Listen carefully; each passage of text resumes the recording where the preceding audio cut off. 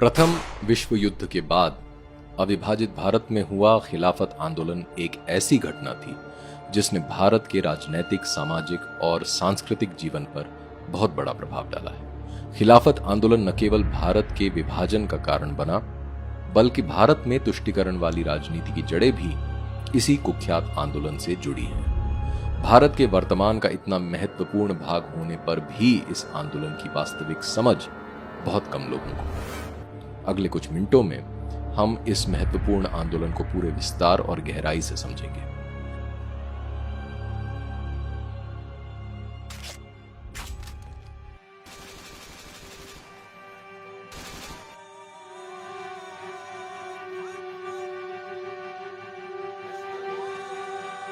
इस्लाम के आरंभ से ही मुसलमानों का उद्देश्य पूरी दुनिया में इस्लामिक शासन स्थापित करना रहा है। मुसलमान इस्लामिक राज्य के अतिरिक्त किसी और राष्ट्र या राज्य का अस्तित्व स्वीकार नहीं करते। इसी मजहबी प्रथा में इस्लाम के संस्थापक मोहम्मद के उत्तराधिकारियों को खलीफा माना जाता है। खलीफा मुस्लिम जगत का धार्मिक और राजनीतिक प्रधान माना जाता है। इस्लामिक मान्यता के अनुसार पूरी दुनिया में जहां भी मुस्लिम शासन हो, वहां के शासक को खलीफा के प्रतिनिधि के रूप में शासन करना चाहिए। खलीफा द्वारा शासित क्षेत्र को खिलाफत कहा जाता है, अर्थात पूरा मुस्लिम समाज केवल खलीफा को ही अपना शासक मानता है। भारत में रहने वाले मुसलमान भी हमेशा से खलीफा और खिलाफत के प्रबल समर्थक रहे हैं। यही कारण था कि 19वीं शताब्दी के अंतिम वर्षों में जब ऑटोमान खलीफा अब्दुल हमीद द्वितीय की राजनैतिक स्थिति कमजोर होने लगी तो उसने समर्थन के लिए भारत में रहने वाले मुसलमानों की ओर देखा। खलीफा ने दुनिया भर में एक इस्लामिक शासन स्थापित करने अर्थात पैन इस्लामवाद की योजना के अंतर्गत अपने विश्वास पात्र जमालुद्दीन अफगानी को भारत भेजा। जमालुद्दीन अफगानी भारत में प्रभावी मुस्लिमों से मिला, जिनसे उसे भारी समर्थन प्राप्त हुआ और इस प्रकार दुनिया भर में इस्लाम स्थापित करने के उद्देश्य से भारत में मुसलमानों के नए दल बनने लगे। पैन इस्लामवाद की इस योजना में सबसे आगे थे मौलाना अब्दुल कलाम आजाद। जामिया मिल्लिया इस्लामिया यूनिवर्सिटी के संस्थापकों में से एक हकीम अजमल खान। मजहबी कट्टरपन के लिए कुख्यात दो भाई मौलाना मोहम्मद अली और शौकत अली, अमीर अली, हसरत मोहानी, आगा खान, पीर गुलाम मुजादद सरंदी आदि। 1914 से 1918 तक चले प्रथम विश्व युद्ध में तुर्की की हार के बाद जब खलीफा प्रभावहीन हो गया तो भारत में पैन इस्लामवादियों ने एक मुस्लिम मजहबी राजनैतिक आंदोलन की घोषणा की, जिसे खिलाफत आंदोलन का नाम दिया गया। इस आंदोलन का उद्देश्य था खलीफा की गद्दी और उसके साम्राज्य को बचाना।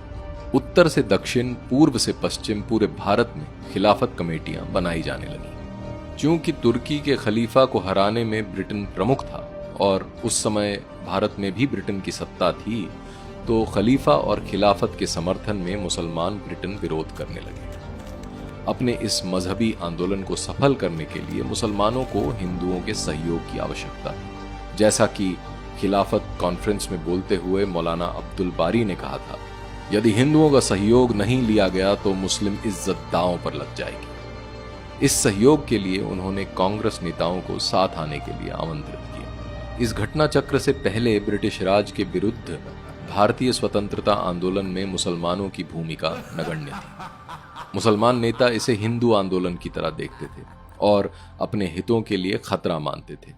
अधिकांश मुसलमान नेता ब्रिटिश सत्ता से मिले हुए थे, जिससे वे अपने मजहब के लिए अधिक से अधिक फायदा उठा सके। अंग्रेजों के लिए भी मुसलमानों का यह साथ लाभदायक था। इससे वो कह सकते थे कि कांग्रेस की भारत की स्वराज्य की मांग को सभी वर्गों का समर्थन प्राप्त नहीं है, इसलिए ये गंभीरता से लेने लायक है ही नहीं। मुसलमानों के खिलाफत आंदोलन से स्थिति थोड़ी बदल गई। जहां अब मुसलमानों को अपने मजहबी उद्देश्य के लिए हिंदुओं की आवश्यकता थी, वहीं मोहनदास गांधी ने मजहबी खिलाफत आंदोलन में राजनीतिक अवसर देखा। गांधी ने अधिकांश कांग्रेसी नेताओं को खिलाफत आंदोलन का समर्थन करने के लिए मना लिया। गांधी का तर्क था कि इससे हिंदू मुस्लिम एकता स्थापित होगी। 17 अक्टूबर 1919 को खिलाफत दिवस मनाया गया। दिल्ली में 23 नवंबर 1919 को अखिल भारतीय खिलाफत कॉन्फ्रेंस हुई, जिसकी अध्यक्षता स्वयं मोहनदास गांधी ने ही की। अगस्त 1920 में कलकत्ता में कांग्रेस का स्पेशल सेशन बुलाया गया। गांधी ने खिलाफत के मुद्दे पर कांग्रेस अधिवेशन में असहयोग आंदोलन का प्रस्ताव रखा। यहां एक बहुत महत्वपूर्ण बात है खिलाफत आंदोलन और असहयोग आंदोलन का संबंध। वामपंथी और कांग्रेसी इतिहासकारों ने खिलाफत आंदोलन और असहयोग आंदोलन को अलग अलग करके दिखाने का प्रयास किया है, जबकि सच्चाई ये है कि असहयोग आंदोलन खिलाफत आंदोलन के पक्ष में ही आरंभ किया गया था। ये इतिहासकार बताते हैं कि असहयोग आंदोलन स्वराज की मांग, रॉलेट एक्ट का विरोध और जलियांवाला बाग हत्याकांड के विरोध में आरंभ किया गया था, जबकि कांग्रेस द्वारा लाए गए प्रस्ताव के ओरिजिनल ड्राफ्ट में केवल खिलाफत का ही मुद्दा था। बाद में कांग्रेस अध्यक्ष विजय राघवाचार्य और दूसरे नेताओं के जोर देने पर बाकी मुद्दों को भी प्रस्ताव में शामिल किया गया। जैसा कि भीमराव अंबेडकर ने अपनी पुस्तक थॉट्स ऑन पाकिस्तान में लिखा है, सच्चाई ये है कि असहयोग आंदोलन का उद्गम खिलाफत आंदोलन से हुआ, न कि स्वराज्य के लिए आंदोलन से। खिलाफतवादियों ने तुर्की की सहायता के लिए इसे शुरू किया और कांग्रेस ने उसे खिलाफतवादियों की सहायता के लिए अपनाया। उसका मूल उद्देश्य स्वराज्य नहीं बल्कि खिलाफत था और स्वराज्य को गौण उद्देश्य बनाकर उससे जोड़ दिया ताकि हिंदू भी उसमें भाग लें। मोहनदास गांधी ने तो यहां तक कह दिया था कि खिलाफत आंदोलन को सफल बनाने के लिए यदि स्वराज्य के मुद्दे को टालना भी पड़े तो मैं तैयार हूं। जहां एक ओर तुर्की में लोग राष्ट्रवादी नेता कमाल अतातुर्क के नेतृत्व में इस्लामिक खलीफा को हटाकर एक सेक्युलर लोकतंत्र स्थापित कर रहे थे, वहीं भारत में मोहनदास गांधी खिलाफत को सही ठहराकर उस पर खलीफा का नैतिक अधिकार बता रहे थे। गांधी के प्रभाव में कांग्रेस ने खिलाफत आंदोलन का राजनीतिक समर्थन ही नहीं किया, बल्कि उसके लिए धन जुटाने के लिए एक कोष की स्थापना भी कर दी।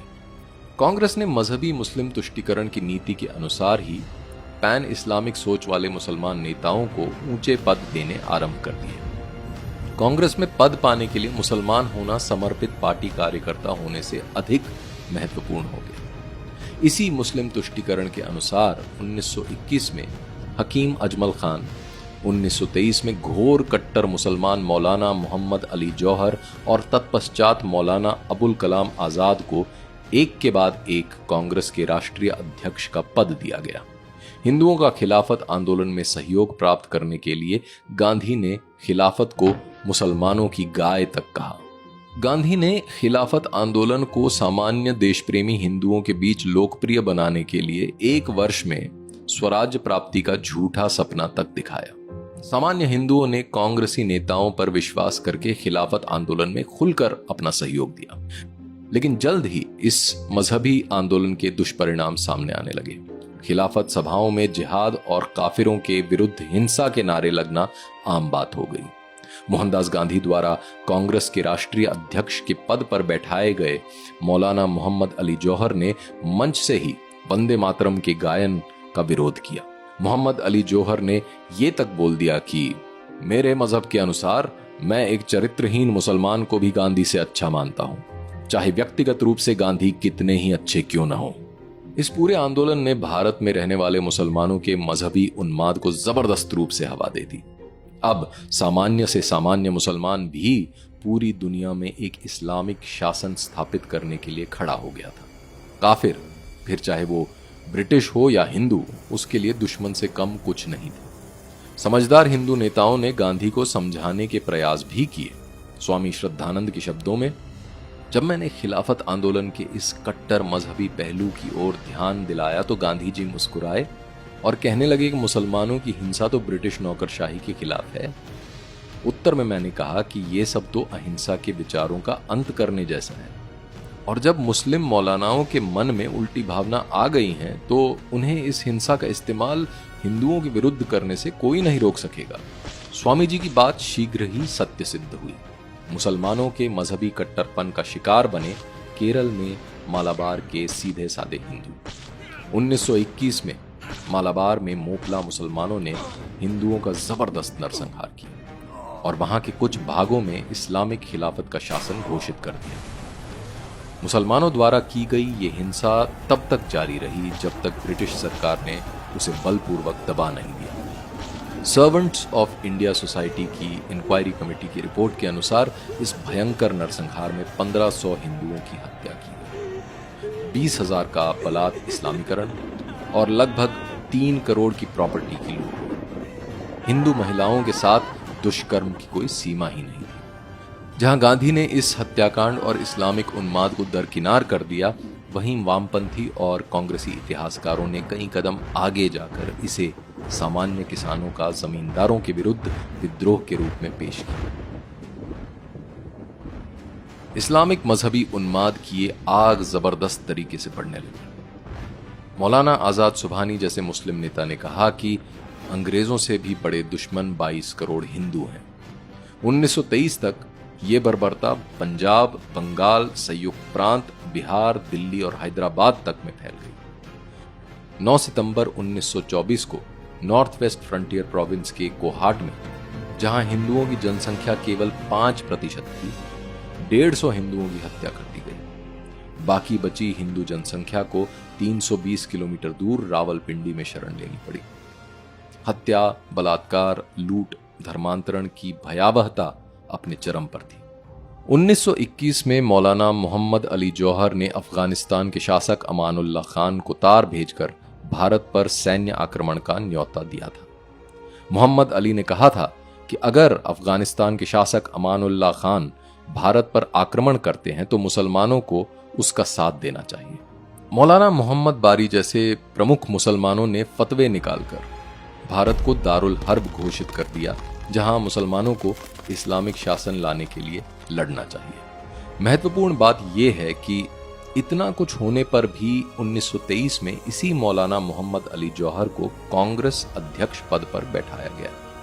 इसी मौलाना ने 1924 में मुस्लिम लीग के सेशन में बोलते हुए भारत के उत्तर पश्चिमी हिस्से को अफगानिस्तान में मिला देने का प्रस्ताव भी दिया। कमाल की बात यह है कि 2006 में उत्तर प्रदेश के मुस्लिम बहुल रामपुर में मोहम्मद अली जौहर यूनिवर्सिटी स्थापित की गई। इतना ही नहीं, देश की राजधानी दिल्ली और आर्थिक राजधानी मुंबई में इस मौलाना के नाम से सड़कें भी हैं।